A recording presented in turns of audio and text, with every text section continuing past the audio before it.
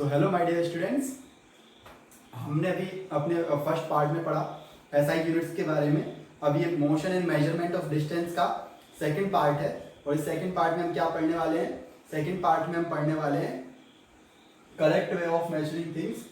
किसी भी चीज़ को नापने का करेक्ट तरीका क्या है, उसके लिए हमें क्या क्या चीज़ों को देखना पड़ता है, किस किस तरह से किस किस चीज़ों को हमें ध्यान में रखना चाहिए जब हम कोई भी चीज़ नापते हैं। ठीक है students, so let us discuss on it. मैंने पहले से पॉइंट्स लिख दिए हैं, उन पॉइंट्स पर हम बात करेंगे, उन पॉइंट्स को मैं आपको समझाऊंगा और उन पर डिस्कस करेंगे। ठीक है, तो पहली चीज जो है कि ये आपका स्केल है मान लीजिए, ठीक है, और ये मुझे इसको नापना है, इस वाइटनर को मुझे नापना है। तो मैं क्या करूंगा, तो मैं इसको सीधा रखूंगा, है ना, 0 पॉइंट से रखूंगा, 0 से, ये 0 पॉइंट है ना, 0 पॉइंट से रखूंगा और देखूंगा कितना है, 13.5 सेंटीमीटर। ठीक है, तो मुझे इसको पूरी तरह से इसके ऊपर लेटाना पड़ेगा।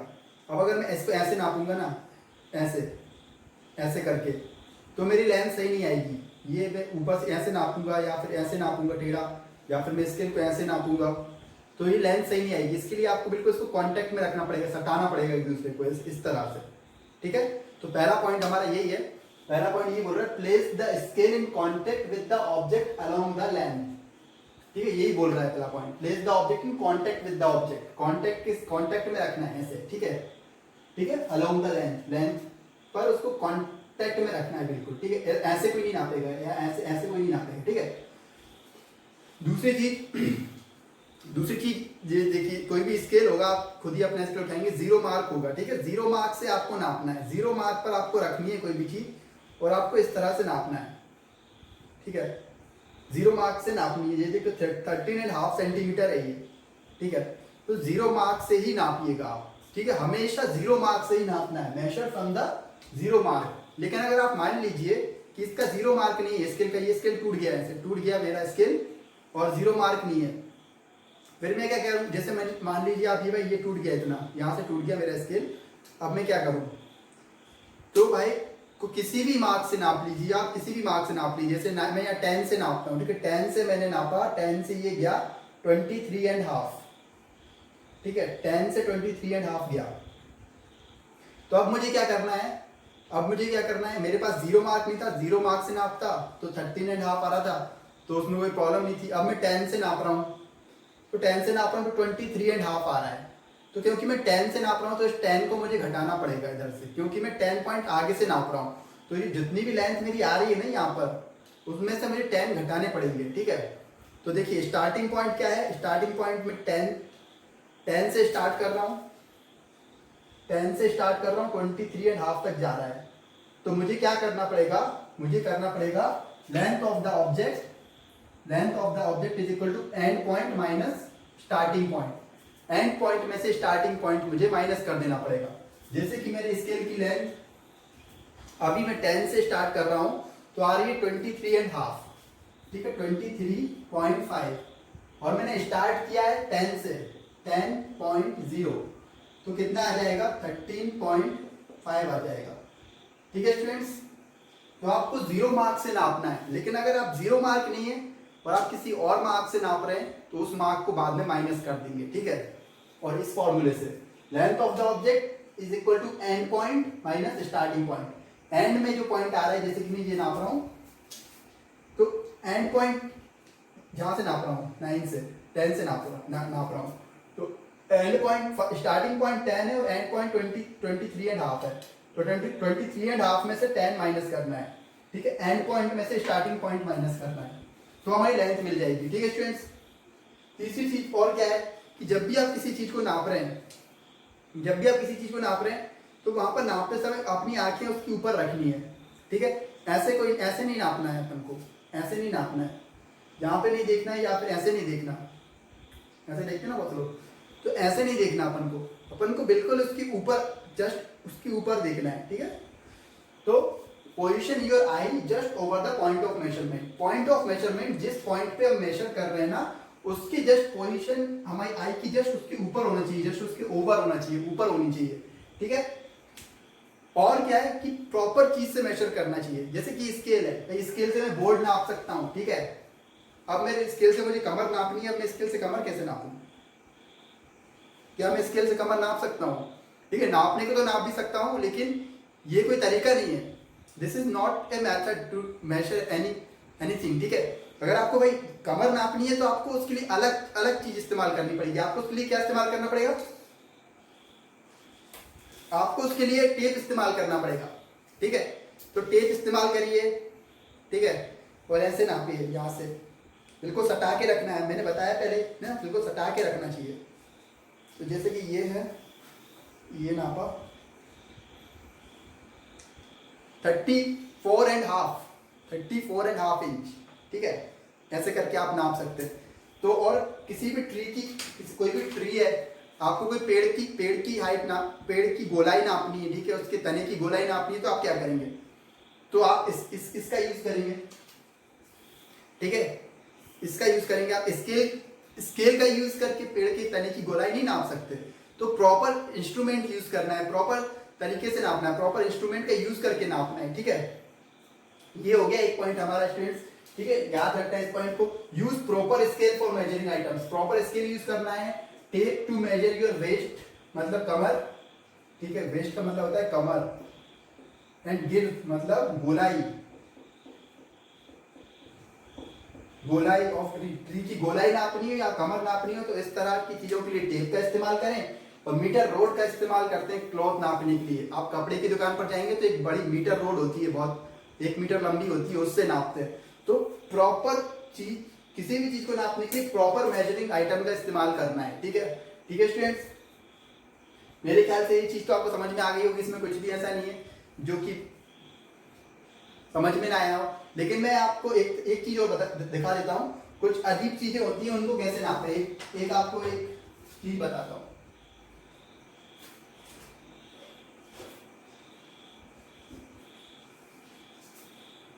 अब आप ये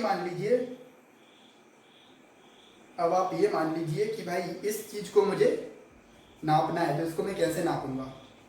तो मैं क्या करूंगा, एक धागा ले लूंगा और यहाँ पर रखूंगा। स्टार्टिंग पॉइंट मुझे पता है, यहाँ से स्टार्ट कर रहा हूँ, और बिल्कुल इसको सटा के इससे ऐसे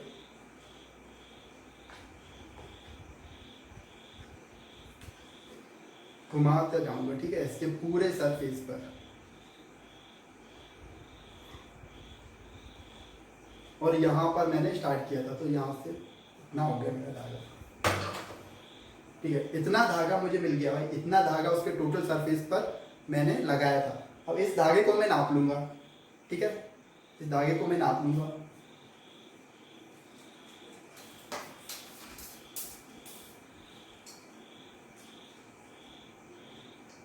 ये देखिए, इस धागे को मैं नापूंगा,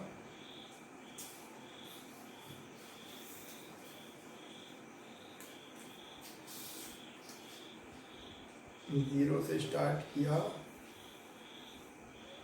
और प्रॉपरली नापा, कितना आ गया, 63 सेंटीमीटर्स, ओके।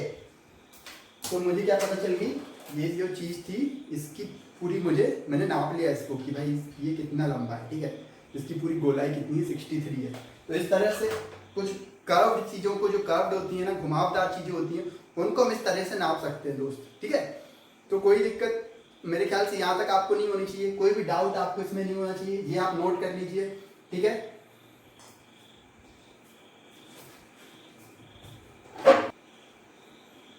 सो स्टूडेंट्स, अभी हमने पढ़ लिया, ठीक है, हमने क्या पढ़ा, correct way of measuring thing, चीजों को कैसे सही तरह से आपको नापना है, ठीक है, उसका सही स्केल का यूज करना है, आपको मीटर रॉड का करना है कपड़ा नापने के लिए। बोर्ड वगैरह को नापना है तो फिट के स्केल से नाप सकते हैं, ठीक है। आपको अपनी पेंसिल की हाइट नापनी है तो आप अपना कंपास में जो स्केल होता है उसका इस्तेमाल कर सकते हैं। लेकिन आपको अपनी कमर नापनी है तो आप अपना स्केल का इस्तेमाल नहीं कर सकते, आपको उसके लिए टेप लेना पड़ेगा।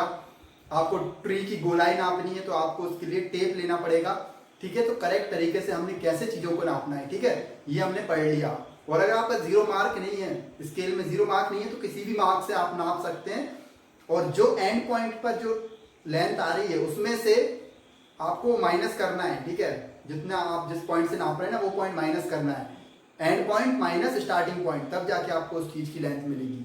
अगर आपके स्केल में 0 मार्क नहीं है तो, अगर 0 मार्क है तो 0 से ही नापेंगे आप। ठीक है स्टूडेंट्स, तो आगे बढ़ते हैं। हमारा ये जो चैप्टर है ये, इसका नाम है motion and measurement of distance. तो अभी तो हमने मेजरमेंट ऑफ डिस्टेंस तो पढ़ लिया, ठीक है, मेजरमेंट पढ़ लिया हमने ये पढ़ा कि भाई पहले के जमाने में लोग कैसे चीजों को नापा करते थे फर्स्ट पार्ट में, ठीक है। अब उसके बाद और फिर हमने एसआई यूनिट्स के बारे में पढ़ लिया। अब हम पढ़ने वाले हैं मोशन के बारे में, ठीक है। मोशन, तो मोशन क्या चीज है, मोशन क्या है स्टूडेंट्स? किसी भी ऑब्जेक्ट की, किसी भी कोई भी चीज है, चाहे तो चिड़िया है, कौवा है, ठीक है, आप हैं, मैं हूं, ठीक है, कोई ट्रक है, कोई चींटी है, कोई हाथी है, ठीक है, या कोई भी चीज है, ठीक है, जो एक जगह से लेके दूसरी जगह पर जा रही है, जो चल रही है, जो मोशन में है, ठीक है, उसको बोलते हैं, उसको हम मोशन बोलते हैं। मतलब वो चल रहा है, वो रुका नहीं है, ठीक है, वो होता है मोशन, मतलब चीजों का चलना, ठीक है। अब कोई चीज है, जैसे कि मान लो आप ये एक पॉइंट पे एक इंसान खड़ा हुआ है जिसका नाम है श्याम, ठीक है, ये अभी यहाँ खड़ा हुआ है, ठीक है, और 10 मिनट के बाद भी यही खड़ा हुआ है, 20 मिनट के बाद भी यही खड़ा हुआ है, और 40 1 घंटा हो गया, 10 दिन हो गए, 10 दिन तक ये यही खड़ा है। तो क्या ये मोशन में है? नहीं है, ये मोशन में है ही नहीं, ये रुका हुआ है क्योंकि इसी पॉइंट पर खड़ा हुआ है। अब अगर ये इंसान यहां से यहां आ जाए, यहां से यहां आ जाए, ठीक है, तो ये पोजीशन ए थी, फिर इसकी पोजीशन बी हो गई, तो इसका मतलब ये मोशन है, ठीक है। ये change in position of object कुछ भी हो सकता है, इंसान हो सकता है, या कोई और तरह से ट्रक हो सकता है, कार हो सकती है, कुछ भी हो सकता है, विच टाइम के साथ उसकी अगर पोजीशन चेंज हो रही है, टाइम के साथ अगर पोजीशन चेंज हो रही है ना, तो वो क्या हो गया, वो मोशन कहलाता है, ठीक है, मोशन कहलाता है। तो ये अपना मोशन हो गया। अब भाई कितने टाइप का मोशन होता है, आपने अपने आसपास चीजों को देखा होगा, है ना। जैसे कि आप ये देखिए, कितने टाइप का मोशन होता है। तो आप ये देखिए कि ट्रक जा रहा है, ठीक है, रोड पे ट्रक जा रहा है तो सीधा चल रहा है, ठीक है, सीधा चल रहा है, और कार भी चल रही है रोड पे तो सीधी चलती है, ठीक है। आप 100 मीटर रेस में दौड़ रहे हैं, किसी रेस में तो सीधे दौड़ते हैं, ठीक है। तो जो चीज सीधे चलती है ना, बिल्कुल स्ट्रेट लाइन पर चलती हैं, इधर उधर नहीं घूमती हैं, ऐसे ऐसे नहीं चलती हैं, वो होता है रेक्टिलिनियर मोशन, ठीक है। मोशन का पहला टाइप है रेक्टिलिनियर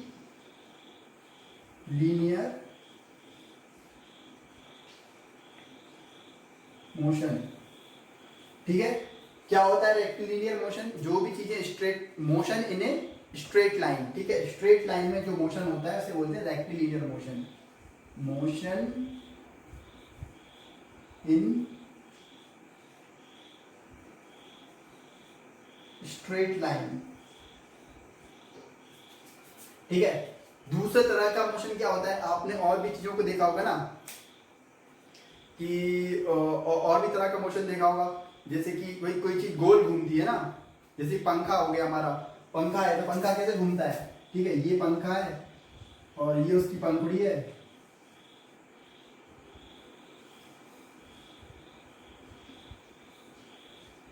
ठीक है, ये घूम रहा है ऐसे।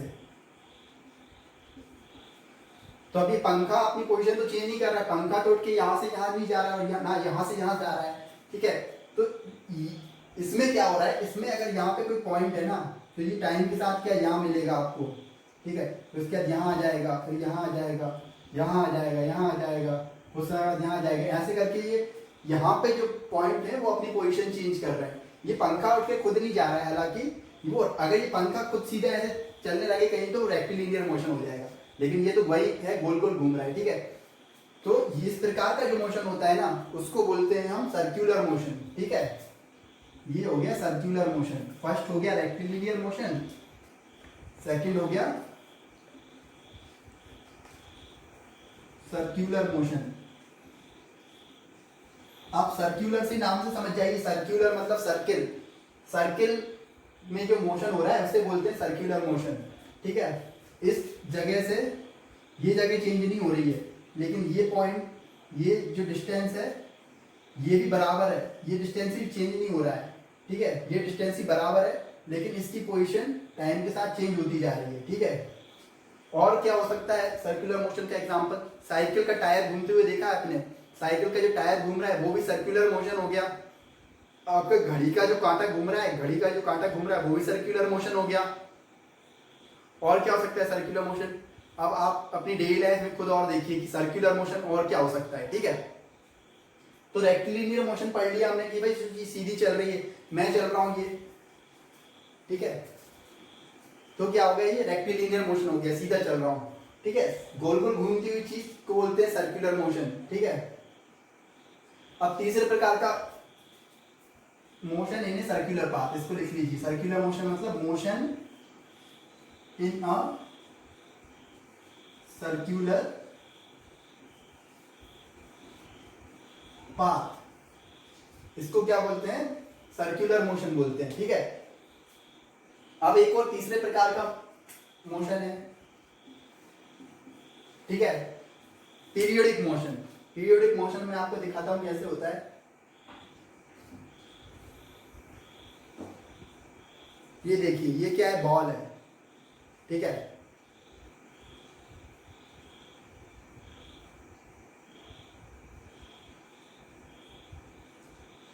ठीक है,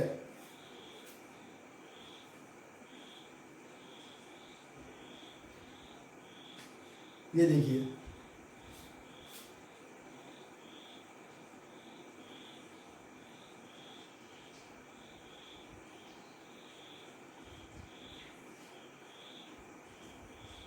तो इस बॉल के मोशन को आप क्या बोलेंगे स्टूडेंट्स, इस बॉल के मोशन को हम पीरियोडिक मोशन बोलेंगे। अभी मैं आपको बताऊंगा कि इसको पीरियोडिक मोशन क्यों बोलते हैं, और कई एग्जांपल भी दूंगा कि और तरह के पीरियोडिक मोशन क्यों होते हैं, लेकिन पहले आप लिख लीजिए कि पीरियोडिक मोशन, पीरियोडिक मोशन तीसरे टाइप का जो मोशन है पीरियोडिक मोशन है। अब पीरियोडिक मोशन इसको क्यों बोल रहे हैं, अगर मैं यहाँ पर कोई पॉइंट मार्क कर दूं, जैसे कि भाई ये पॉइंट मैंने ये पॉइंट मार्क कर दिया, ठीक है,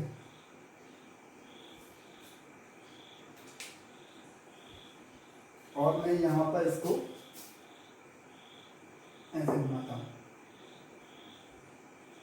तो देखिए ये जो बॉल है उसी पॉइंट से बार बार गुजर रही है, देखिए फिर गुजरी, अब गुजरी, ये गुजरी, ये गुजरी, ठीक है। तो जिस मोशन में, जिस तरह के मोशन में चीजें अपना मोशन रिपीट करती हैं, ठीक है, रिपीट करती हैं, उसको बोलते हैं पीरियोडिक मोशन। और उसे पीरियोडिक इसलिए बोलते हैं क्योंकि वो डेफिनेट पीरियड ऑफ टाइम के बाद वो रिपीट कर रही है। जैसे कि भाई ये बॉल यहां से गई तो उतनी समय में वापस आई, और फिर उतनी समय में वापस आई, फिर इधर गई, फिर उतनी समय में वापस आई, फिर इधर गई, फिर उतनी समय में वापस आई, ठीक है। तो एक डेफिनेट पीरियड ऑफ टाइम, जैसे कि आप स्कूल जाते हैं तो क्लासेस होती है ना, तो एक पीरियड होता है 40 मिनट का, फिर होता है 40 मिनट का, फिर होता है 40 मिनट का, बराबर बराबर टाइम के जो पीरियड्स होते हैं आपके, तो बराबर बराबर टाइम होता है ना सभी पीरियड्स में। वैसे ही ये जो बॉल है ये यहां से यहां जाएगी और फिर वापस आएगी तो उतना ही टाइम लगेगा, फिर उधर जाके फिर वापस आएगी तो भी उतना ही टाइम लगेगा, इधर जाके फिर वापस आएगी फिर उतना ही टाइम लगेगा। कहने का मतलब है कि बराबर बराबर टाइम पीरियड में वो रिपीट करती है, अपना मोशन रिपीट करती है ना, तो उस टाइप के मोशन को बोलते हैं हम periodic motion. The motion that repeat itself after a definite period of time is called periodic motion। ठीक है बच्चों, और पीरियोडिक मोशन का और क्या एग्जांपल होगा, ठीक है, और क्या एग्जांपल होगा पीरियोडिक मोशन का, जैसे कि आपने वो सुई देखी है, सुई, सिलाई मशीन की सुई देखी है, ठीक है, तो वो भी ऐसे ऊपर नीचे ऊपर नीचे ऊपर नीचे ऊपर नीचे चलती है, तो वो भी एक पॉइंट से बार बार गुजर रही है, वो भी एक ही समय के बाद ना, तो वो क्या हो गया, वो हो गया अपना पीरियोडिक मोशन हो गया। और देखिए, और पेंडुलम देखा है आपने, एक मिनट में ये मिटा देता हूँ। आप अगर यहाँ से कुछ नोट करना चाहें तो नोट कर लीजिए, बाकी मैं अभी यहाँ पर पेंडुलम बना देता हूँ, ठीक है। ये पेंडुलम है, तो मैंने आपको तो पेंडुलम अभी घुमा के दिखाया ना, जो आपको घुमा के दिखाया ये पेंडुलम ही तो था।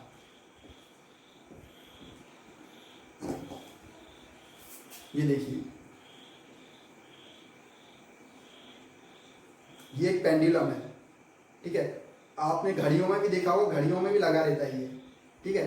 तो इस टाइप से ये मोशन होता है जो कि एक बार बार रिपीट करता है, एक समय अंतराल के बाद, एक लिमिटेड समय के बाद जो बार बार रिपीट करता है ना जो मोशन, उसको हम बोलते हैं पीरियोडिक मोशन, ठीक है। पेंडुलम हो गया, मशीन की सुई हो गई, और भी तरह के कुछ एग्जांपल्स होते हैं, मुझे अभी याद नहीं आ रहा, बट मैं आपको बता दूंगा। और जो मैं आपको एक्सरसाइज भी इस चैप्टर की कराऊंगा। ये चैप्टर यहाँ पे खत्म हो रहा है, ये चैप्टर यहाँ पर खत्म हो रहा है, इसमें कुछ अब बचा नहीं है, ठीक है। तो मैं आपको इसकी एक्सरसाइज भी कराऊंगा, यहाँ पर बोर्ड पर ही बताऊंगा, और आपको क्वेश्चन और इसकी क्वेश्चंस भी आपको भेज दूंगा, क्वेश्चन आंसर्स। तो ये यहाँ पर खत्म होता है। 3 तरह के मोशन होते हैं, रेक्टिलिनियर मोशन जो कि सीधे होता है, स्ट्रेट लाइन में होता है। सर्कुलर मोशन जो गोल गोल चक्कर करके जो मोशन होता है वो होता है circular motion. Motion in circular path, circle के जैसे पाथ में, सर्कल के जैसे रास्ते में जो मोशन होता है वो होता है सर्कुलर मोशन।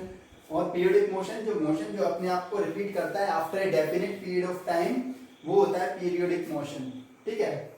असल में ये पंखा भी यहाँ से शुरू हो रहा है तो यहाँ पर ही घूम के आ रहा है, तो इसे क्या हम पीरियोडिक मोशन बोलेंगे? इसे हम इसलिए नहीं बोल रहे हैं क्योंकि ये सर्कल में घूम रहा है, लेकिन पेंडुलम सर्कल में नहीं घूम रहा है ना।